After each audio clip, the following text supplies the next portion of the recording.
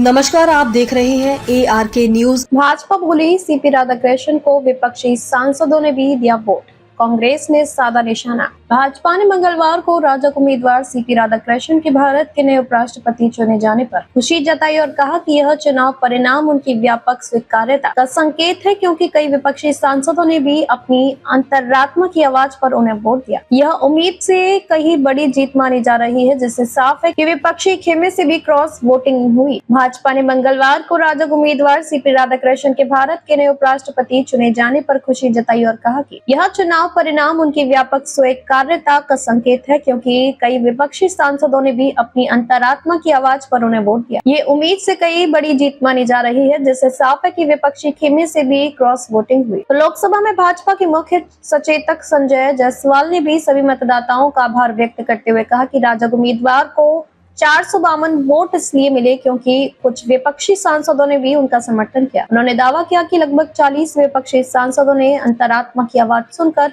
NDA के उम्मीदवार राधाकृष्णन को वोट दिया। उन्होंने कहा, हम उनका भी आभार प्रकट करते हैं। भाजपा सांसद ने प्रधानमंत्री के नेतृत्व की सराहना की और कहा कि उपराष्ट्रपति पद के लिए राधाकृष्णन को उम्मीदवार बनाने का निर्णय सही साबित हुआ। उन्होंने कहा, प्रधानमंत्री के नेतृत्व में जो भी फैसला लिया जाता है वह सही होता है, इसलिए राजग उम्मीदवार की जीत हुई। उन्होंने आगे कहा, हमारी संख्या 427 थी, लेकिन हमें 452 वोट मिले। ये दिखाता है कि हमारे उम्मीदवार को व्यापक समर्थन मिला। रक्षा मंत्री राजनाथ सिंह ने कहा कि उन्हें भरोसा है कि राधाकृष्णन के नेतृत्व में राज्यसभा नई ऊंचाइयों को छुएगी और देश की संसदीय परंपराएं और अधिक मजबूत होंगी। राधाकृष्णन से मुलाकात के बाद भाजपा अध्यक्ष और केंद्रीय स्वास्थ्य मंत्री जेपी नड्डा ने कहा कि देश के प्रति उनके निष्ठा, लंबे समय का प्रशासनिक और राजनीतिक अनुभव और राष्ट्र हित में निरंतर काम करने की भावना राज्यसभा की लोकतांत्रिक और संवैधानिक परंपराओं को अधिक सशक्त और समृद्ध बनाएगी। केंद्रीय मंत्री धर्मेंद्र प्रधान ने भी कहा कि उन्हें भरोसा है कि राधाकृष्णन अपने अनुभव और समझ से देश की संसदीय चर्चा को नई दिशा देंगे और लोकतंत्र को समृद्ध करेंगे। पूर्व उपराष्ट्रपति एम वेंकैया नायडू ने भी राधाकृष्णन को बधाई दी और कहा, तमिलनाडु से आने वाले राधाकृष्णन अनुशासन, समर्पण और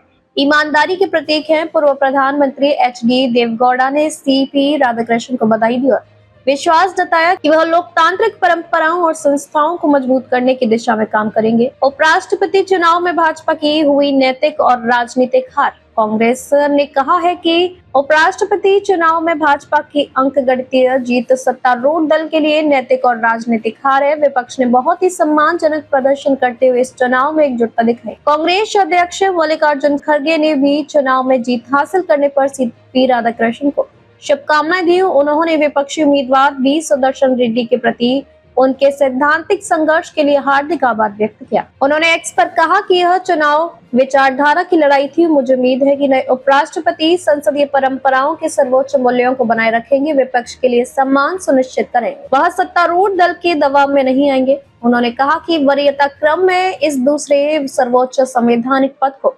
लोकतांत्रिक मूल्यों की रक्षा के लिए पुनर्जीवित किया जाना चाहिए। कांग्रेस महासचिव जयराम रमेश ने कहा कि उपराष्ट्रपति चुनाव में विपक्ष एकजुट था। भाजपा की अंकगणितीय जीत वास्तव में नैतिक और राजनीतिक हार है। वैचारिक लड़ाई अब भी जारी है। कांग्रेस नेता राजेश ठाकुर ने कहा कि क्रॉस वोटिंग से पता चलता है कि भाजपा न केवल वोट चोरी में बल्कि वोट की डकैती में भी शामिल है। इस बीच रेड्डी ने कहा है कि उपराष्ट्रपति चुनाव में हार को विनम्रता पूर्वक स्वीकार करता हूं। लोकतंत्र केवल जीत से नहीं बल्कि संवाद, असहमति और भागीदारी की भावना से मजबूत होता है।